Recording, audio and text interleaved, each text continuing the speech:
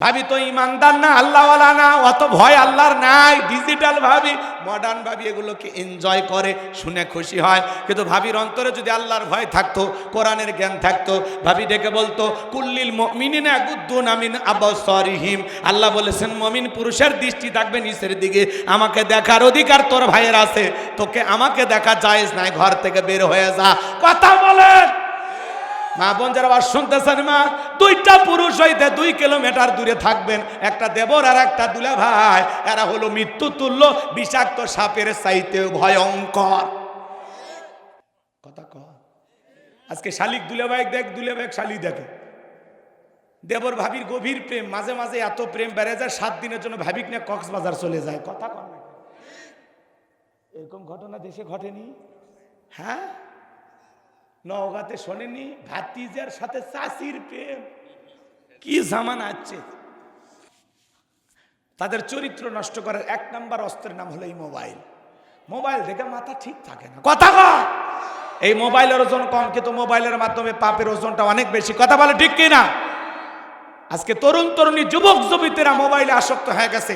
জানালা দরজা লাগায় একা একা রুমের ভিতরে উল্টাপাল্টা ভিডিও দেখেন, সেই ভিডিও। কথা কন না কে আছে না? না, আমি কি 1 লাইন বলবো? রাগ করবেন না, বলবো।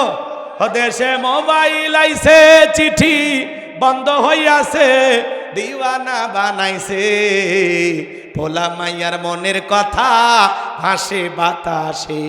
ও দেখো পোলা পানের মন বাদা ফেসবুকে এখন, মোবাইলে চ্যাটিং কইরা কাটায় সারাক্ষণ। এই মোবাইল পাইয়া দেখো মদনের মাইয়া, এই মোবাইল পাইয়া দেখো রমজানের মাইয়া কি কাণ্ড ঘটাইছে।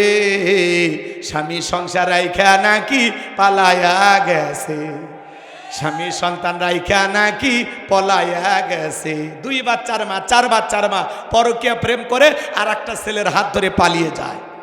যে নারী স্বামী রেখে সন্তান রেখে আর একটা পরপুরুষের হাত ধরে পালিয়ে যায়, ওটা নারী জাতির কলঙ্ক, পাষাণী, ডাইনি, কালনাগিনী, রাক্ষসী মহিলা। যেই নারী স্বামীকে বাদ দিয়া আর একটা ছেলের হাত ধরতে পারে, ওটা চরিত্রহীন, বেহায়া, বেহায়া। কথা ঠিক? কেমনে পারলি মা স্বামী রাইখা বাচ্চা রাইখা? ও বোন, তুমি কেমনে পারলা স্বামী রাইখা বাচ্চা রাইখা আর একটা পরপুরুষের হাত ধরতে? কেমনে পারো? তোর কি আল্লাহর ভয় নাই? আখিরাতের ভয় নাই? কথা কন না কেন? বিরক্ত হচ্ছেন আপনারা আমার কথা? মা বোনদের বলে যায়, মা অন্তত স্বামী যদি পরিবর্তন করার তোর ইচ্ছা থাকে, বাচ্চা হওয়ার আগেই। কথা কয় না মা? এই বাচ্চাদেরকে ভাসায় না মা। তুমি তো স্বামী পাইবা, তোমার স্বামী আর একটা বউ পাইবে, কিন্তু 2-3টা বাচ্চা যে রেখে গেলা, এদের দায়িত্ব কে নেবে? এদের মা বাবার ভালোবাসা কে দেবে? কথা কয় মা। ও মা, এই কাজগুলো তোমরা কইরো না। আরে একটা নারী যদি না চায়, পৃথিবীর কোনো পুরুষ নাই ওরে হালাবে। কথা কয় কোনো পুরুষের ক্ষমতা নাই। নারীরা একবার যদি কয় ভাবি এত সুন্দর আপনার চেহারা, ভাই যে কেমনে আপনার থুইয়া বিদেশ থাকে, শেষ। কই ভাই নাম্বার দেন, আপনি আমার দুঃখ বুঝছেন। কথা কয় না? আর একবার যদি বলে ভাবি আপনার যে চেহারা, আপনার স্বামী কেমনে মদ গাঁজা খায়া আপনার মারে, এই সুন্দর বউকে মারে, এরকম বউ বলে তো মাথায় তুলে রাখতাম। কথা কয় না মা? পরপুরুষের কথা মিষ্টি লাগে, হ্যাঁ, আর স্বামীর কথা তিতে লাগে।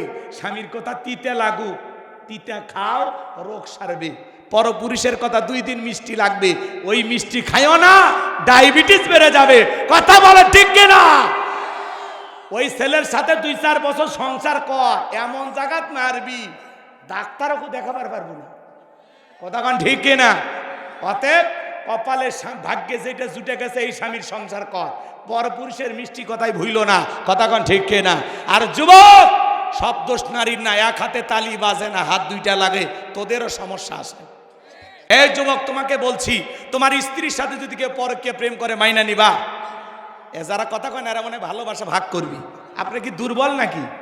কথা কন নাকি আপনারা? বলেন, আপনার স্ত্রীর সাথে যদি কেউ পরকীয়া প্রেম করে, মাইনা নেবেন? কি করবেন? কাইটে ফেলে দেবো, বেটা শোন, মারার দরকার নেই। এমনি বলতেছে ঠিক আছে, এটা রাগের কথা। হুজুর আমার বউ পরকীয়া মানব কাজ হয়ে যাবে, তাই তো? রাগ রাগ তার মানে পুরুষ আপনি, ঠিক? আপনার স্ত্রীর সাথে পরকীয়া প্রেম করলে আপনি মানবেন না, কথা ঠিক? তাহলে আপনি যার সাথে পরকীয়া প্রেম করতেছেন সেটাও তো কারো না কারো স্ত্রী, কারো না কারো মেয়ে, কারো না কারো মা। তাহলে ওই জায়গায় কেমনি রুচি হয়? এই কথা কেন? যারা একটা নারীর স্বামী থাকার পরে ওই নারীর দিকে নজর দেয়, এদের রুচি হিরো আলমের চেয়েও খারাপ। এ কথা কন, খবরদার পরকীয়া প্রেম করা যাবে না। এটা একটা ঘৃণিত কাজ, অভিশপ্ত কাজ। আপনি কেমনে পারেন ওই মুসলিম ভাইয়ের হক নষ্ট করতে? এ কথা কন না কে? আল্লাহর কাছে কি জবাব দেবেন? পৃথিবীতে কি মেয়ের অভাব আছে? আমাদের রাষ্ট্রীয়ভাবে হাইকোর্ট থেকে রায় হয়ে গেছে দ্বিতীয় বিবাহ করতে আর স্ত্রীর অনুমতি লাগবে না। তার মানে বিয়ে করতে আর কোনো সমস্যা নাই। মারহাবা খান। আরে এই দেশের হাইকোর্ট কি অনুমতি দেবে? আল্লাহ তো অনেক আগে অনুমতি দিয়ে দিয়েছে যে চাইলে 2টা বিয়ে করো, 3টা করো, 4টা করো। যদি ইনসাফ কায়েম না করতে পারো, শারীরিক সক্ষমতা যদি না থাকে, আপনার এক বই চালাইতে গিয়ে ইন্ডিয়ার হারবাল খোঁজা লাগে, আপনি বিয়ে করবেন মানে চুপ করে থাকেন। কথা কয় না কে? অতএব সাবধান। বিয়ে করতে গেলে 4টা সক্ষমতা থাকা লাগবে। 1 নাম্বার হলো দেহের শক্তি থাকা লাগবে। 4টা বউ চালানোর মতো এনার্জি থাকা লাগবে। এক বই 4টা বিয়ে, কথা কি বলছেন? 2 নাম্বার সম্পদ থাকা লাগবে। সম্পদ, টাকা আছে? আপনি ভ্যান চালান, রিক্সা চালান, 3টে বউ দিয়ে কি করবেন? এই কথা কয় না কে? আমার এক মুরব্বী 4টে বিয়ে করছে, কথা বলছেন? ওর বুদ্ধি কি দেখছেন? 4 বউ কি ঢাকা গার্মেন্টসে পাঠাচ্ছে, ওরা বেতন তুলে বিকাশে পাঠায় আর এই বাদ বসে জুয়া খেলে। এরকম স্বামীও আছে না? না। তাহলে বাংলাদেশের হাইকোর্ট থেকে অনুমতি হয়ে গেছে 2 নাম্বার বিবাহ করতে গিয়া, দ্বিতীয় বিবাহ করতে গিয়া আর বইয়ের অনুমতি লাগবে না। এই রায় নিয়ে যখন আলোচনা সমালোচনা করতেছে, তখন হাইকোর্টের যে মহামান্য জজ সাহেবের রায় দিয়েছেন, উনি তখন একটু রায়ের ভিতরে অ্যাঙ্গেলে কথা ঢুকে দিয়েছেন, সরাসরি ওনার উপর একটু তখন কি বলছেন যে না, ডাইরেক্ট কথা আমি আর বলতেছি না, আমি বলতেছি দ্বিতীয় বিবাহ করতে গিয়ে একটা সালিসি অনুমতি নেবে। কি করতে? একটা সালিসি বৈঠক করে অনুমতি নিয়ে বিয়ে করলেই হবে, কোনো সমস্যা? আরে বাবা, আজ থেকে 1500 বছর আগেই তো আল্লাহ অনুমতি দিয়ে দিয়েছে। কথা কন ঠিক না? রাগ করতেছেন? বহু বিবাহ ভালো, এতে জিনা কমে যাবে, পরকীয়া কমে যাবে। কথা কন না কা? রাগ করতেছেন? বিয়ে করা ভালো, কিন্তু এমন বিয়ে করেন না যে আপনি আপনার বইয়ের প্রতি ইনসাফ কায়েম করতে পারবেন না। বড় বউকে ভালোবাসবেন, ছোট বউ ভুলে যাবেন, আবার ছোটটাকে বেশি মহব্বত করবেন, বড়টাকে ভুলে যাবেন। আল্লাহর আসামির কাক করায় দাঁড়ান লাগবে, ইনসাফ কায়েম করা লাগবে। 5 কেজি চাল এই বইয়ের, ওই বইয়েরও 5 কেজি, এর 1 ভরি স্বর্ণ দিলে এর 1 ভরি স্বর্ণ। কথা কন না কে? আরো গভীরে গেলাম না, ভালোবাসার জায়গা থেকে ওই চিন্তা করা লাগবে। কথা কয় না গো? খালি নবীর হাদিস শোনেন, আমল করেন না। কথা কয় না কে? রাগ করতেছেন? তাহলে রাষ্ট্রীয়ভাবে ঘোষণা হয়েছে দ্বিতীয় বিয়ে করতে আর বইয়ের অনুমতি লাগবে না। যুবকের ঈদের দিন কিছু কিছু যুবক লিখতেছে ঈদ মুবারক। তোর ঈদ মুবারক লেখাই শেষ, বিয়ে আর 2টা করবার পারবো না। কথা কন ঠিক কিনা? কারণ এরা অনলাইনে জুয়া খেলে, মোবাইল দেখে দেখে এদের রাত জাগে জায়গা এমনি শরীর চলে না, এমনি। কথা কন না কে? রাত জাগলে পুরুষ আর পুরুষ থাকে না, দুর্বল হয়ে যায়। কথা কন না কে আপনারা? এই জন্য আল্লাহ আমার যুব সমাজকে হেদায়েত দান করেন। চিল্লা কোন আমিন, আর একটু জোরে কোন আমিন। মন খারাপ করছেন? তাহলে টিকটকের নিশা আছে না নাই? কথা কন, কথা কন। টিকটকের নিশা আছে না নাই?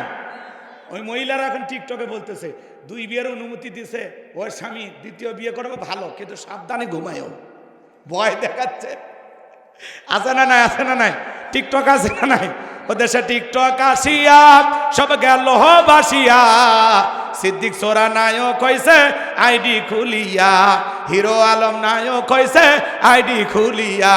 এই মোবাইলে হাই কি জাদু আছে ভাই, পোলাপান বুঝাছে, পড়ালেখা তুইলা রাখছে সপ্ত মাকাশে। কথা বলে ঠিক না? এখন আর পড়াশোনায় মন বসে না, এখন মোবাইলেই ব্যস্ত।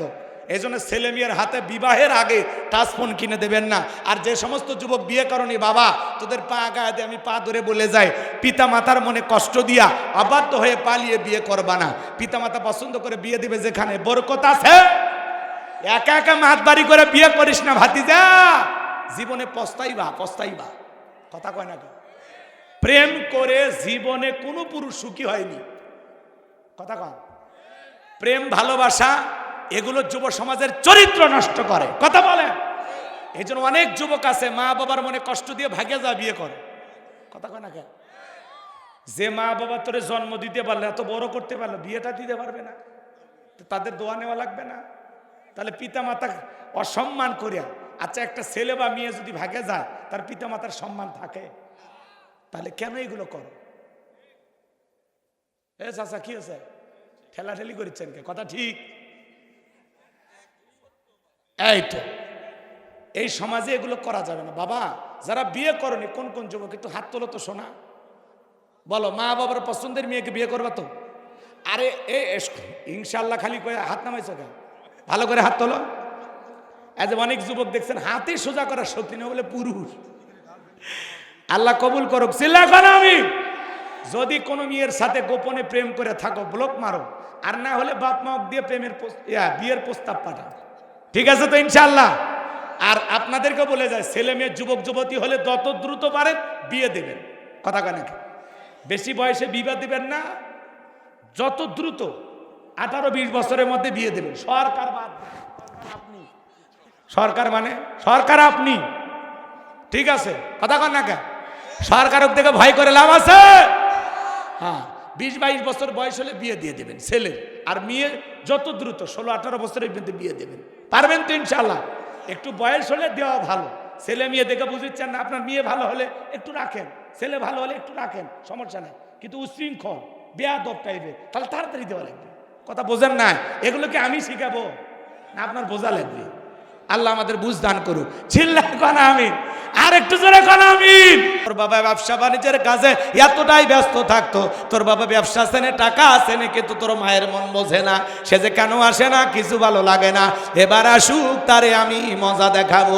দেখবেন ভাইরা যখন বিদেশে থাকে, এলাকার দুষ্ট দেবরা স্লোগান তোলে, ভাবি ভাইয়া তোমার বর, আমি যে দেবর। ভেবে দেখো ভাবি কার কত দাবি। ভাই গেছে মালয়েশিয়ায়, আমি তো দেশে আসি। চান্স পাইলে ভাবির ঘরে ঢুকে বলে, ভাবি আপনার যে চেহারা দেখে মনে হয় না আপনি 2 বাচ্চার মা।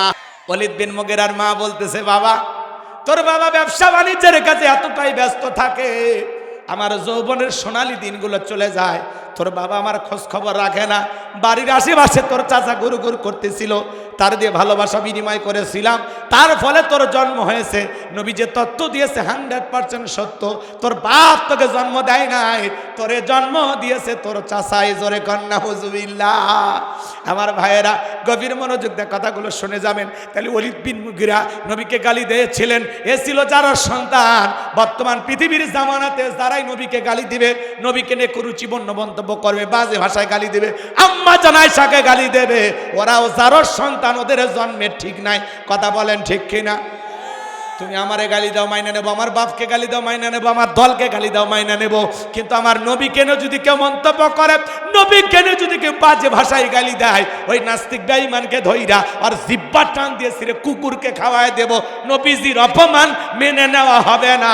কারা কারা নবীর জন্য জীবন দিতে প্রস্তুত, হাত তুলে আল্লাহকে দেখান।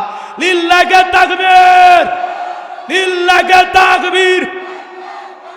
বিশ্ব নবীর অপমান সইবে না রে মুসলমান, বিশ্ব নবীর অপমান, বিশ্ব নবীর অপমান। লিল্লাহি তাকবীর। যারা আল্লাহকে কটাক্ষ করবে, নবীকে গালি দেবে, আম্মা জানদের গালি দেবে, কোরআনে লাথি মারবে, আগামীতে রাষ্ট্রীয়ভাবে আইন পাশ করব আমরা ইনশাআল্লাহ। আপনারা আমাদের সাথে থাকবেন, রাষ্ট্রীয়ভাবে আইন পাশ করব।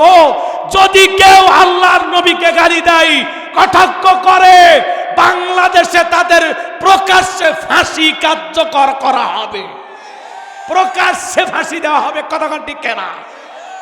যেই পা দিয়ে কোরআনে লাথি মারবে পা কেটে ফেলে দেওয়া হবে, যেই হাত দিয়ে কোরআনের পৃষ্ঠা ছিঁড়বে আল্লাহর কোরআনে ছিঁড়ে ফেলে দেবে, ওই হাত কেটে প্রতিবন্ধী বানায় দেওয়া হবে। এই তোরা ছিঁড়াছিঁড়ির অভ্যাস আছে, গাছের পাতাছের জঙ্গল যা, আল্লাহর কোরআনে হাত দিস কে? কথা কয় না কে? আল্লাহ সমস্ত নাস্তিক আর বেঈমানদের হেদায়েত দান করেন। আর হেদায়েত না থাকলে কি ঔষধ দেওয়া লাগে সময় মতো আমরা দেব ইনশাআল্লাহ। অনেক কথা বলার ছিল বাজান, যতটুকু আলোচনা হয়েছে আমি মনে করি 12টায় শেষ করব, 12:30 পার হয়ে গেছে। যতটুকু আলোচনা হয়েছে আল্লাহ বক্তা শ্রোতা উভয়কে যেন আমল করা তৌফিক দান করেন। আখিরি দাওয়ানা আনিল হামদুলিল্লাহি রাব্বিল আলামিন। বসেন, এই যুবক বসেন। এলাকায় কি দোয়া হয়? এই স্কুলের ম্যাডাম সেলিনা অসুস্থ, দোয়া চেয়েছেন, আমরা ওনার জন্য দোয়া করব। কি কিছু বলবেন? বসেন বসেন। না না বাজান, আরে রাস্তাঘাট ভালো না, এখন কষ্ট হচ্ছে আপনাদের। এই বসেন, এই বসেন। কি কি না শোনা ভাই, বেঁচে থাকলে আবারও দেখা হবে ইনশাআল্লাহ। সকলে দরুদ ইব্রাহিম পড়েন। আল্লাহুম্মা চাচা ওই দরুদ ইব্রাহিম পড়েন। আল্লাহুম্মা সাল্লি আলা মুহাম্মদ ওয়া আলা আলি মুহাম্মদ কামা সাল্লাইতা আলা ইব্রাহিম ওয়া আলা আলি ইব্রাহিম ইন্নাকা হামিদুম মাজিদ। আল্লাহুম্মা বারিক আলা মুহাম্মদ ওয়া আলা মুহাম্মদ কামা বারাকতা আলা ইব্রাহিম ওয়া আলা আলি ইব্রাহিম ইন্নাকা হামিদুম। কি চারটে সুন্নত শুনবেন? কোনটা? চারটে সুন্নত শুনবেন। আম্মা জান আয়েশা বলেন, শোনেন বলে দিই, যেহেতু আপনারা ওই যে এক ভাই খুব আশা করছে ওনার জন্য বলতেছি। বসেন। 1 নাম্বার, আম্মা জান আয়েশা বলেন রসুল যখন বাইরে যাইতেন আমার কপালে চুমু খেয়ে বাইরে যেতেন। তাহলে আপনি যখন বাড়ি থেকে বের হবেন তখন আপনি আপনার স্ত্রীর কপালে চুমু খেয়ে বাইরে যাবেন, এটা রসুলের সুন্নত। সুবহানাল্লাহ। কোন স্বামী যদি ঘর থেকে বের হওয়ার আগে তার স্ত্রীকে আলিঙ্গন করে, কপালে চুমু খায় বাইরে যায়, এই স্বামী কি পরনারীর দিকে তাকাবে? এই স্বামীর কি বউ ছাড়া অন্য কি আর মাথায় থাকবে? এই জন্য দেখেন ইসলাম কত সুন্দর। সুবহানাল্লাহ। এরপরে আম্মা জান আয়েশা বলেন রসুল যখন বাইরে থেকে ফিরতেন কিছু না কিছু হাদিয়া আমার জন্য নিয়ে আসতেন। কিছু না কিছু হাদিয়া নিয়ে আসতেন। কথা বুঝছেন? স্ত্রীর জন্য তার পছন্দের খাবার, মাঝে মাঝে স্ত্রীকে বলবেন তোমার সবচাইতে পছন্দের খাবার কি? কেক খায়, বিস্কুট খায়, নাকি ফল ফ্রুট খায়? যেটা খায় মাঝে মাঝে ওইটা নিয়ে আসবেন, নিয়ে হাতটা পিছনে রাখবেন, রেখে বলবেন বলো তো সোনা কি আনছি। একটু মজা করবেন, একটু রসিকতা করবেন। কথা কয় না খায়। আপনার বউ যখন বলবে কি বুঝতে পারলাম না, তখন বলে এই যে তোমার পছন্দের খাবার। কথা কয় না? বউ খুশি হয়ে যাবে। একটু রোমাঞ্চকতা করবেন। মাঝে মাঝে কোনো কথা নাই, ঘরে ঢুকে লাইট বন্ধ। বউ যদি লাইট বন্ধ করলে আল্লাহ কপাল গুনে একটা বউ দিছে, এত সুন্দরী বউ থাকতে লাইট লাগে। কথা কয় না খায়। এতে আপনার বউ খুশি হবে, তাকে খুশি করা আপনার দায়িত্ব। কথা বলে ঠিক কেনা? আম্মা জান আয়েশা বলেন রসুল বাইর থেকে কিছু না কিছু আমার জন্য হাদিয়া নিয়ে আসতেন। সুবহানাল্লাহ। তাহলে স্ত্রীর জন্য হাদিয়া নিয়ে আসা, তার পছন্দের খাবার নিয়ে আসা, এটা কি সুন্নত। এই ওয়াজ করছি জয়পুরহাটের এক যুবক কয় হুজুর বাইরে যে আমি ফেন্সিডিল খাই, বইয়ের জন্য 1 বোতল আনবো। এরকম হারামি হওয়া যাবে না, হালাল খাবার নিয়ে আসা লাগবে। 3 নাম্বার শোনেন, কষ্ট হচ্ছে। আম্মা জান আয়েশা বলেন রসুল আমার দেখেন শুনবে রসায় ওঠে। আম্মা জান আয়েশা বলেন রসুল আমার রানের উপরে মাথা রেখে কোরআন তেলাওয়াত করতেন। সুবহানাল্লাহ। তাহলে স্ত্রীর রানের উপরে মাথা রেখে কোরআন তেলাওয়াত করা নবীজির সুন্নত। যেই সূরাই পারেন অন্তত একদিন পরে হলেও সুন্নত আমল করেন। চাক ভাইরা বিরক্ত চান না। আল্লাহুম্মা আমিন। রব্বানা যালামনা আনফুসানা ওয়া ইল্লাম তাগফির লানা ওয়া তারহামনা লানাকুনান্না মিনাল খাসিরিন। কাশুন্দা গ্রামবাসীর উদ্যোগে আজকের তাফসিরুল কোরআন মাহফিলের শ্রদ্ধাভাজন সভাপতি জনাব আলহাজ মোহাম্মদ শহীদুল ইসলাম শাহকে কবুল করো। প্রধান অতিথি জননেতা জনাব আলহাজ SM রেজাউল ইসলাম রেজুকে আল্লাহ কবুল করো। জনাব মোহাম্মদ খবিরুল ইসলাম ভাইকে আল্লাহ কবুল করো। আল্লাহ এলাকার মানুষের নেতা হওয়ার তৌফিক দিয়া দিও। আল্লাহ তাআলা আজকের মাহফিল আলোচনা করেছেন হাফেজ মুফতি মামুনুর রশিদ, আলহাজ মাওলানা কারি আব্দুল্লাহ আল মামুন। কথা বলেছেন আলহাজ মাওলানা মিনহাজুল ইসলাম মাহমুদি সহ যত ওলামা ইকরাম কথা বলেছেন। আল্লাহ সকলের কণ্ঠ দিনের জন্য, ইসলামের জন্য, কোরআনের খেদমতের জন্য কবুল করে নাও। আমরা যারা হাত তুলে ধরেছি অনেকের মা নাই, বাবা নাই, এতিম বানায় খবরে চলে গেছে। জনম দুঃখিনী মায়ের কথা কি ভোলা যায়? আদরের বাবার কথা কি ভোলা যায়? আল্লাহ তাআলা ওই মা বাবার কবরে আর সবটুকু পৌঁছায় দাও। আব্বা আম্মার কবরে আল্লাহ তাআলা আব্বা আম্মার কবরটা জান্নাতের টুকরা বানায় দাও। রব্বির হামহুমা কামা রাব্বায়ানি সগীরা, রব্বির হামহুমা কামা রাব্বায়ানি সগীরা। পিতামাতা যাদের বেঁচে আছে হায়াত বাড়ায় দাও, পিতামাতার খেদমত করে